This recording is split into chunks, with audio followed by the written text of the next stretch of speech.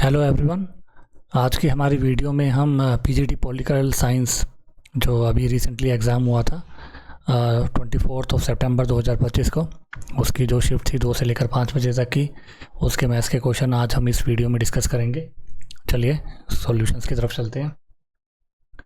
पहला सवाल है, पहले सवाल में क्या बताया गया है कि एक सेल है और राघव ने एक नोटबुक खरीदी है जिसका मार्क प्राइस है 50 रुपये 6% डिस्काउंट पे, और दूसरा है वो 95% मार्क प्राइस था और 80% के डिस्काउंट पे खरीदी है। तो टोटल सेविंग जो है वो कितनी हुई सेल में। टोटल सेविंग मतलब होगा टोटल उसको डिस्काउंट कितना मिला। अब देखो 6% मिला है 50 पे, 50 पे 6% कितना हो जाएगा आपका 3 रुपये, और 95 पे 80%, तो ये कितना हो जाएगा 76 रुपये। टोटल डिस्काउंट इसको कितना मिल गया 76 जमा 3 79, तो यही उसकी टोटल सेविंग हुई और यही आपका आंसर हुआ। नेक्स्ट आपका क्वेश्चन है, इसमें बताया गया है कि एक एग्ज़ाम है और जिसके मैक्सिमम मार्क्स है 95 और बी ने 68 मार्क्स मिले हैं और ए को मिले हैं 75 मार्क्स। तो इन्होंने what percentage of X marks, A के परसेंटेज के कितने मार्क्स बी को मिले हैं, बी को कितने मिले हैं 68। बस सॉल्व कर देंगे इसे, ये 3 पे, ये 4 पे, 8 चौके 32, 6 चौक 24 और 3 27, 272 को 3 से भाग करेंगे, ये जाएगा 90.6 पे, और राउंड फिगर हमें करनी है तो 90.6 मतलब ये 91% ही आपका आंसर होगा। नेक्स्ट आपका क्वेश्चन है, इसमें बोला गया है कि एक लाइब्रेरी है जहाँ पे number of story books to the number of non story books, दो तरह की बुक्स हैं, एक स्टोरी बुक्स और एक नॉन स्टोरी बुक्स।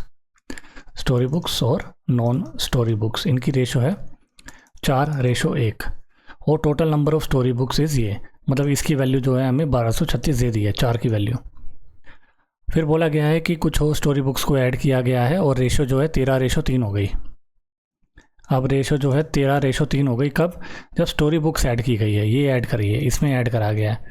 तो कितनी number of story books purchase कितनी ऐड की गई थी, देखो यहाँ पे स्टोरी बुक्स ऐड की है, इसमें तो कोई चेंज आया नहीं, तो ये यहाँ पे 1 है, यहाँ पे 3 है, तो इसको भी 3 कर देंगे हम, तो ये कितना हो जाएगा आपका, ये हो जाएगा आपका 12 और ये 3, ये कितना 13 और 3, ये बराबर हो गया, क्योंकि इसमें तो कोई चेंज आया नहीं है।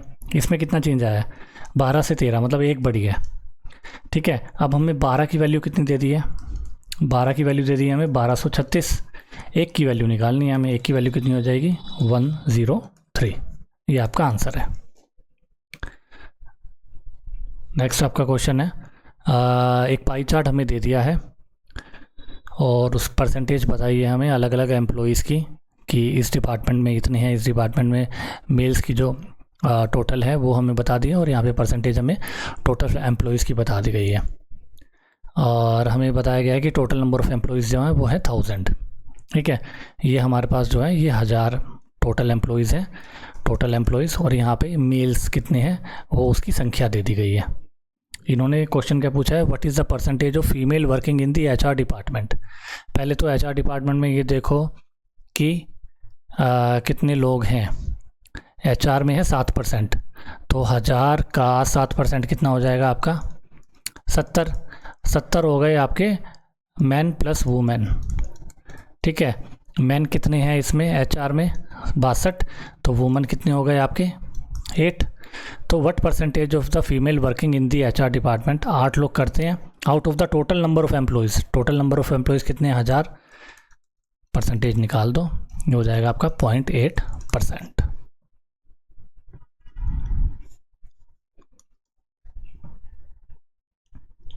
अगला आपका एचसीएफ और एलसीएम का सवाल है।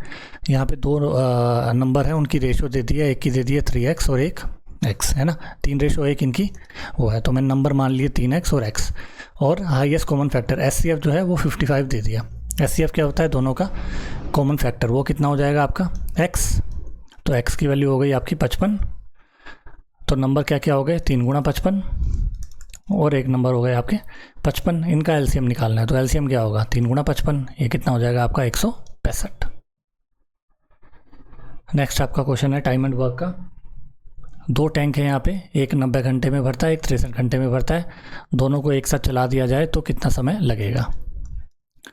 90 घंटे में, 63 घंटे में। और अगर इन दोनों का टोटल वर्क हम निकालें तो कितना हो जाएगा आपका 630। इसकी कितनी हो जाएगी एफिशिएंसी 7 और इसकी एफिशिएंसी कितनी हो जाएगी 9। तो कितना समय लगेगा दोनों एक साथ काम करके, तो टाइम लगेगा, टोटल वर्क कितना है अपॉन में टोटल एफिशिएंसी,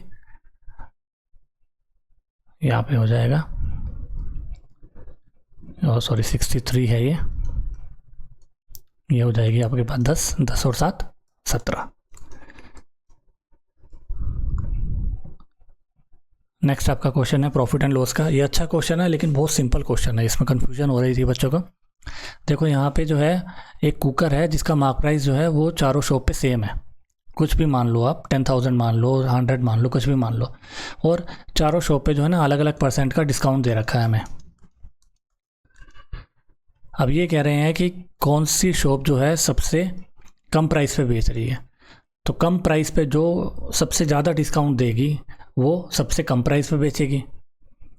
डिस्काउंट जिस दुकान पे सबसे ज़्यादा होगा वो उस पर सबसे कम प्राइस पे वो बेचेगी। तो हमें ये देखना है कि डिस्काउंट कौन सी दुकान पे सबसे ज़्यादा मिलना है, ठीक है। वैसे तो अगर आप देखो यहाँ पे हर जगह 2 डिस्काउंट मिल रहे हैं, 2 मिल रहे हैं, 2 मिल रहे हैं, 3 मिल रहे हैं, है ना। और 3 भी देखो वैल्यूज़ काफ़ी बड़ी बड़ी है। अगर आप 2 की वैल्यू ही निकाल लोगे इन दोनों की, पहले से कंपेयर करो ये ज़्यादा है, इन दोनों से करो तब भी ज़्यादा है, सिंगल भी ज़्यादा है ना, 86 और 69 किसी से भी कंपेयर कर लो, इन दोनों को इससे करोगे तब भी ज़्यादा है।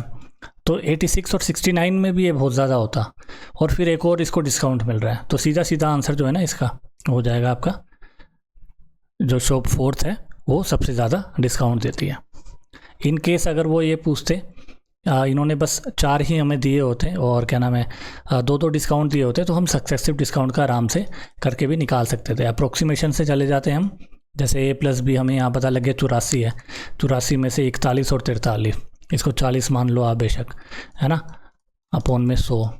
यहाँ से हमारे पास 4 3 12, 4 चौक 16, 17, 17.2 घटा देंगे, ऐसे ही 56 प्लस में 65, यहाँ से भी हमें आइडिया मिल जाएगा। तो आसान सवाल है ये, और 3 में तो बहुत ज़्यादा आसान सवाल है, वहाँ तो क्लियरली हमें पता लग जाता है कि ये 2 वैल्यू ही सबसे बड़ी है, और एक और आप डिस्काउंट जोड़ोगे तो और डिस्काउंट उसको मिलेगा, जितना ज़्यादा डिस्काउंट मिलेगा उतना ही कम प्राइस उसको देना पड़ेगा। तो इस तरह से इस सवाल को करना है हमें। नेक्स्ट आपका मेंसुरेशन का सवाल है। इसमें बोला गया है एक सर्कस का टेंट है और वो सिलेंड्रिकल है up to height of 3 metre. एक टेंट है और वो सिलेंडर 3 मीटर की हाइट तक है, और डायमीटर क्या है इसका D, ये डायमीटर इसका D है, और कोनिकल है अबव, इसके ऊपर कोन है, मतलब कि ऐसे टेंट है, ठीक है, और डायमीटर हमारे पास D है। स्लेंट हाइट इसके कितनी है 53। If the total canvas use to make the tent was इतना, टोटल कैनवस मतलब कि बाहर जो पर्दा लगा है ना, बाहर जो टेंट लगा है उसकी वैल्यू इतनी है। देखो बाहर को हम हमेशा कैलकुलेट कैसे करते हैं, वो होता है इसका कर्व सरफेस एरिया। अब यहाँ पे 2 फिगर हैं, दोनों का कर्व सरफेस एरिया हमें देखना पड़ेगा। इसका कितना होता है कोन का होता है आपका πRL, है ना, और आपका सिलेंडर का कितना होता है 2πRH। तो इन दोनों का जो जोड़ है ना वो हमें ये दे रखा है, बस आसानी से निकाल देंगे हम, इन दोनों को जोड़ देते हैं। πR की वैल्यू क्या है D/2, और L क्या है स्लेंट हाइट 53, जमा में 2 इंटू में पाई इंटू में R की वैल्यू क्या है D/2, और H हमें 3 दे रखा है, ये हमें 9735 ये दे दिया। और हमें D की वैल्यू पूछी है ना, डायमीटर हमें पूछा है, बस कोई दिक्कत नहीं, सॉल्व कर देंगे। 2 से 2 कट गया, ये कितना आया आपका 26.5 πD, है ना, जमा में ये कितना हो जाएगा आपका 3 πD इजिकल टू 9735, ये हो जाएगा आपका 26 और 3 29.5 गुणा में 22/7 इंटू में D इजिकल टू 9735। सॉल्व कर लेंगे इसे, ये गया आपका 2 पे, ये गया आपका 5 × 25 59 पे, ये गया आपका 11 दूनी 22, ये गया आपका 8 पे 88, और 2 88 885 पे, 2 से 2 कट गया, और 59 की अगर हम काटें तो 59 एकम 59, 18 में से 9 गए 9, 7 में से 5 गए 2, और 59 की 5 से करोगे तो 295, ये कट गया, 15 सते 105। ये इसका आंसर है। नेक्स्ट है आपका एवरेज का सवाल। यहाँ पे 3 नंबर हैं, उनकी एवरेज दे दी 22, ठीक है, 22 एवरेज दे दी। जो एक नंबर है वो 17 है, दूसरा नंबर 28 है, तो तीसरा नंबर क्या होगा? अब देखो 17 कितना कम है, 5 कम है, ये कितना ज़्यादा है, 6 ज़्यादा है, दोनों का इफेक्ट कितना हो गया, 1 ज़्यादा। एवरेज लाने के लिए 1 कम कर देंगे तो नया तीसरा नंबर हो जाएगा 21। इस तरह भी कर सकते हैं, नहीं तो सिंपल मल्टीप्लाई कर लो, जैसा आपको मैथड ठीक लगे। नेक्स्ट आपका क्वेश्चन स्पीड एंड डिस्टेंस का है। यहाँ पे इन्होंने बोला है कि 39 किलोमीटर ट्रैवल करने के बाद एक आदमी को पता लगता है कि 2 घंटे 5 मिनट, मतलब 39 किलोमीटर का डिस्टेंस टोटल डिस्टेंस है, और उस आदमी को ऑब्ज़र्व करता है वो कि 2 घंटे 5 मिनट ट्रैवल करने के बाद उसने जो डिस्टेंस कवर किया है वो 2/9 है रिमेनिंग डिस्टेंस का। तो स्पीड हमें बतानी है अप्रोक्सीमेटली कितनी होगी। देखो डिस्टेंस कवर्ड कितना है, कवर्ड है 2/9 ऑफ रिमेनिंग, मतलब कि कवर्ड बाय रिमेनिंग की रेशो कितनी आ जाए, 2/9। अब टोटल डिस्टेंस क्या होता है, जितना कवर कर लिया और जितना रिमेनिंग है, तो टोटल डिस्टेंस हो गया आपका 11, ठीक है। और हमारे पास लेकिन दे कितना रखा है, 39। हमें निकालनी है स्पीड। स्पीड क्या होती है, डिस्टेंस अपॉन में टाइम। डिस्टेंस उसने कितना कवर किया, देखो 11 यूनिट किसके बराबर आ गई, 39 के, 1 यूनिट 39/11 की, और कवर कितना किया है, 2। तो डिस्टेंस कवर किया है उसने 39 × 2/11, ये हम यहाँ रख देंगे। अपॉन में टाइम कितना है, 2 घंटे 5 मिनट, 2 आवर 5 मिनट, इसको आवर में बदलेंगे, 12 24 और 1 25, 25/12, ठीक है। अब देखो इसको अगर आप कैलकुलेट करो, या फिर आसान तरीका ये है कि अप्रोक्सीमेशन मेथड से आप चले जाओ इसमें। अप्रोक्सीमेशन मेथड इसमें कैसे काम करेगा, 39/2 11, और ये हो जाएगा आपका 25/12, ठीक है। इसको सॉल्व करने का तरीका क्या है, देखो ये 11 है, ये 12 है, इसको मैं 11 मान लूँ अप्रोक्स, ये कट जाएगा पूरा का पूरा, और 39 दूनी 78, 78 को 25 से आप भाग करोगे कितना आएगा, 25 या 75। 3 के पॉइंट पे या फिर 3 की सीरीज़ में एक ही नंबर है हमारे पास 3.4, तो ये आपका आंसर हो जाएगा। अदरवाइज़ आप पूरा मल्टीप्लाई करो और फिर सॉल्व करो, वो होगा, या फिर अप्रोक्सीमेशन मेथड से आप यूज़ करके ऑप्शंस, क्योंकि अलग अलग संख्याएं हैं, 6 है, 4 है, 3 है, 7 है, तो आप आराम से यहाँ पे आइडेंटिफाई कर सकते हैं कि आंसर क्या होगा।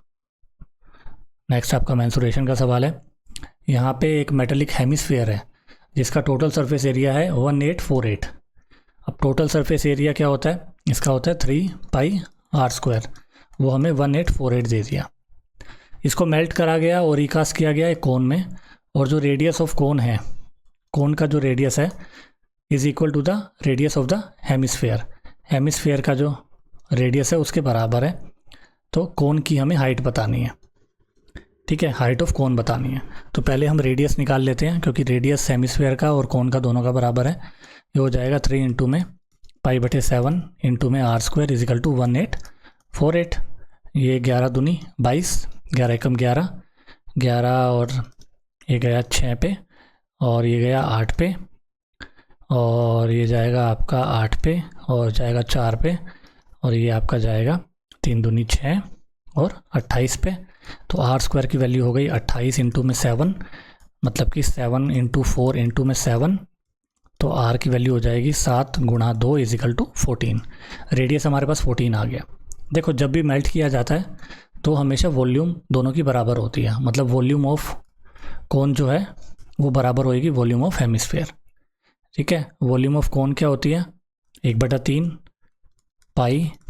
r हमारे पास क्या है, 14 × 14 × में h हमें निकालना है, और वॉल्यूम ऑफ हेमिस्फीयर क्या होती है, 2/3 πr³। r मतलब 14 × 14 × में 14, h हमें निकालना है, तो 14 14 14 ये कट गया, सॉरी 2 बार 14 है वो कट गया, 3 से 3 कट गया, पाई से पाई कट गया, तो h हमारे पास क्या आया, 1 2 और 1 14 बचा, 2 × 14 28। नेक्स्ट आपका क्वेश्चन है स्पीड एंड डिस्टेंस का। यहाँ पे एक पर्सन है, वो हावड़ा से रांची जाते हैं 3 की स्पीड से और वापस आते हैं 15 की स्पीड से। एवरेज स्पीड बतानी है। तो एवरेज स्पीड का फॉर्मूला क्या होता है इस टाइप में, 2xy by x plus Y. ठीक है, तो 2 इंटू एक्स क्या है हमारे पास 3, इंटू वाई क्या है 15, अपॉन में 15 और 3 18। सोल्व कर देंगे तो आ जाएगा आपके पास 5। ये फॉर्मूला तब लगता है जब सिमिलर डिस्टेंस हो और एक बंदा एक स्पीड से जा रहा है, एक स्पीड से आ रहा है। नेक्स्ट आपका क्वेश्चन है टाइम एंड वर्क का। यहाँ पे 2 पाइप दिए हैं हमें, जो कि 6 मिनट में और 12 मिनट में, ए बी है ना, 6 मिनट में और 12 मिनट में टैंक को भर देते हैं। एक और पाइप जो है अटैच किया गया है एम्प्टी करने के लिए, और जब तीनों को लगा दिया जाता है तो टैंक जो है वो भर जाता है 8 मिनट में। एक और पाइप है ना, और तीनों को जब हम जोड़ देते हैं, वो लेकिन एम्प्टी करता है इसलिए मैंने यहाँ पे माइनस लिखा है। तीनों को जब हम एक साथ चलाते हैं तो 8 मिनट में वो पूरा भर जाता है। तो जो सी है, जो थर्ड पाइप है जो एम्प्टी करता है, वो कितने समय में पूरे टैंक को एम्प्टी करेगा। ठीक है, अब देखो टोटल वर्क क्या हो जाएगा हमारे पास। टोटल वर्क हो जाएगा इनका एलसीएम 6, 12 और 8 का एलसीएम हो जाएगा आपके पास 24। 6 चौके 24, 12 दूनी 24, 8 तिया 24।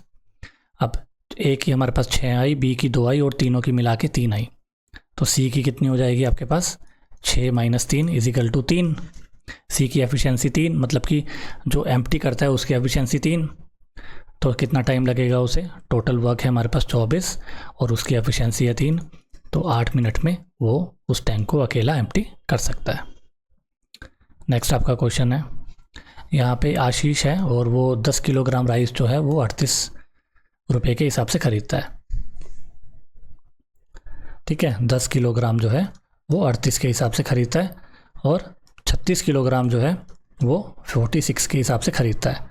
मिक्स करके वो जो है 43.5 पे सेल कर देता है। उसको लॉस कितना हुआ, देखो 38 है 43.5 है, कितना डिफरेंस है 5.5। 1 किलो पे 5.5 का डिफरेंस है, तो 10 किलो पे कितने का डिफरेंस हो जाएगा 55 का। ठीक है, ये इतना कम है, ये 38 कम है, तो ये हो जाएगा -55। अब देखो 46 ज़्यादा है, कितना ज़्यादा है 2.5, ये पॉजिटिव है। और 1 पे अगर 2.5 ज़्यादा है तो 36 पे कितना हो जाएगा, 36 दूनी 72, 72 और 18 90। ये 90 ज़्यादा है, कितना ज़्यादा हो जाएगा ये, 90 में से 45 गए 35, मतलब कि 35 रुपये उसको और देने पड़ेंगे, उसका लॉस हो रहा है। नेक्स्ट आपका क्वेश्चन है सिंपल इंटरेस्ट और कंपाउंड इंटरेस्ट का कंबाइंड क्वेश्चन है एक। यहाँ पे इन्होंने बोला है कि सिंपल इंटरेस्ट और कंपाउंड इंटरेस्ट के बीच में 2 साल 9% के हिसाब से जो डिफरेंस आ रहा है ना वो है 213। तो प्रिंसिपल हमें बताना है। देखो ऐसे क्वेश्चन में एक सीधा फॉर्मूला होता है, डिफरेंस बराबर में PR²/100²। ये कब लगता है, जब हमें डिफरेंस निकालना हो। ये है डिफरेंस सिंपल इंटरेस्ट और कंपाउंड इंटरेस्ट पे 2 साल के लिए सेम रेट पे, तब हम ये फॉर्मूला लगा सकते हैं। हमारे पास 2 साल हैं, सेम रेट है और एनुअली ही इन्होंने पूछा है। अगर ये होता कि एक एनुअली है एक सेमी एनुअली है तब भी ये फॉर्मूला नहीं लगता, या फिर हाफ ईयरली है दोनों का तब लग जाता, लेकिन सेम होना चाहिए मतलब टाइम। यहाँ पे टाइम देखो इसका दोनों का 9% पर एनम के हिसाब से 2 साल के लिए हमें जो डिफरेंस है वो 213 दिया है, तो प्रिंसिपल हमें निकालना है। तो फॉर्मूले के हिसाब से हम वैल्यू पुट कर देते हैं। डिफरेंस कितना है 213। पी हमारे पास क्या है, पी हमें निकालना है R², 9 × 9 अपॉन में 100 इंटू में 100। हमें ये आंसर इंटीजर में निकालना है, मतलब ये अप्रोक्सीमेट आंसर है। ठीक है, अब यहाँ पे देखो 3 से कटा, ये गया 7 पे, ये गया 1 पे।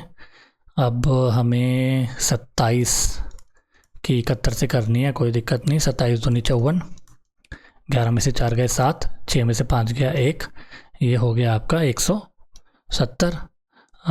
27 छिक 7 छिक 42, 6 दूनी 12 और 4 16 162।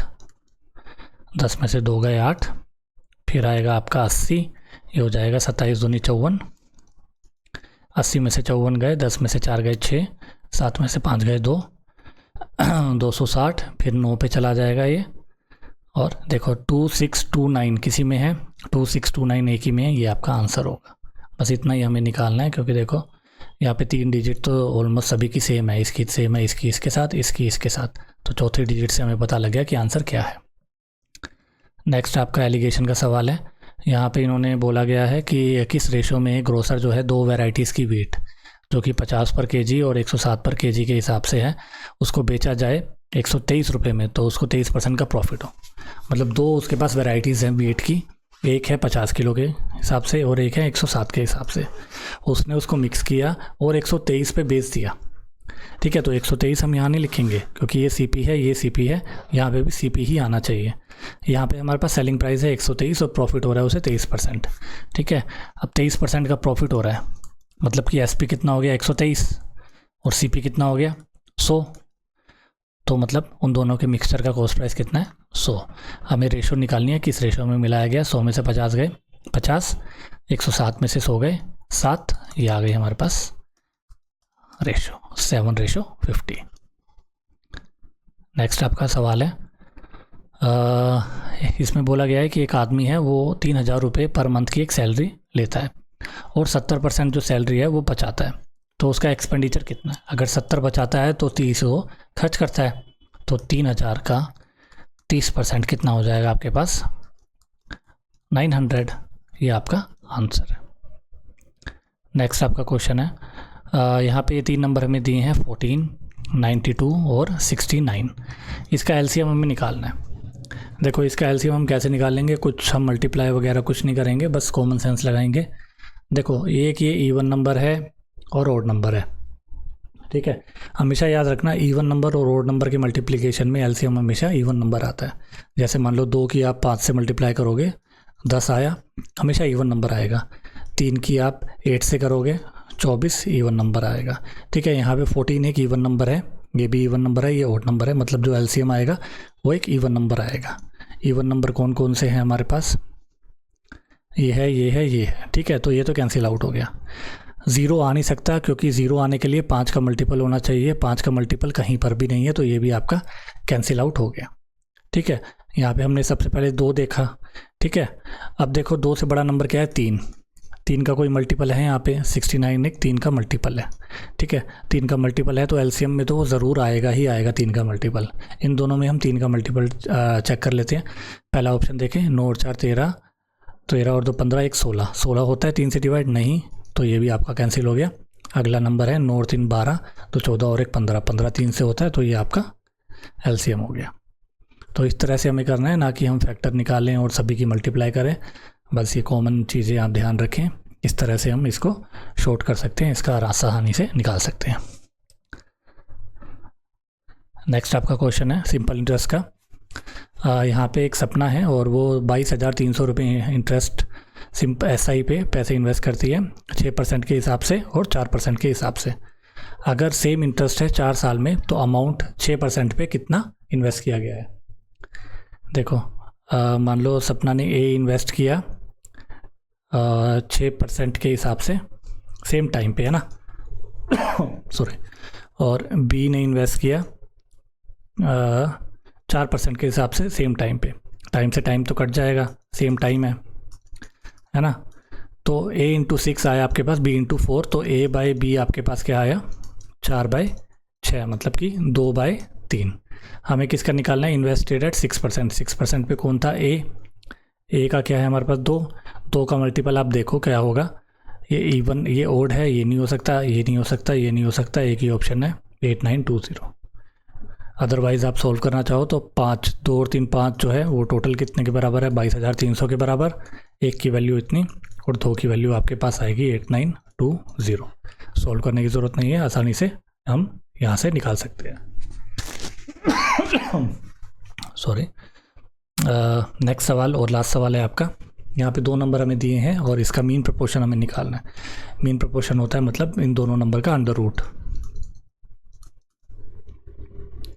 इन दोनों का अंडर रूट मतलब 108 को क्या लिखते हैं 27 गुना 4 गुना में 27।